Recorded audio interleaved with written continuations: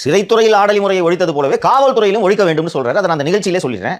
100 SM. Subramaniam நீதிபதிகள் வந்தாலும் அது முடியாது.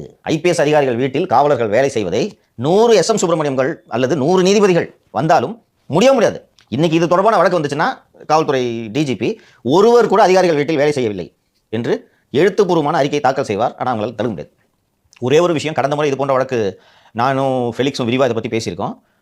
அதற்கு பிறகு எந்த பெஞ்ச் எந்த ஜட்ஜின்னு பேர் ஞாபகம் இல்லை. ஆடல் முறை தொடர்பாக நீங்கள் டீட்டெயில்ஸ்லாம் ஃபர்னிஷ் பண்ணுங்கன்னு சொல்லும்போது ஓய்வு பெற்ற ஐபிஎஸ் அதிகாரிகள் வீட்டில் வேலை செய்தவர்களை அப்போது வாங்கிட்டாங்க.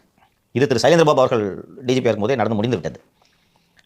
ரிட்டையர் ஆகி 25 வருஷம் ஆனவங்க வீட்டிலலாம் காவலர்கள் வேலை செய்து கொண்டிருந்தார்கள். அப்போது வால்டர் தேவாரம் வீட்டில் வேலை செஞ்சுருந்தாங்கன்னு சொல்லுவாங்க.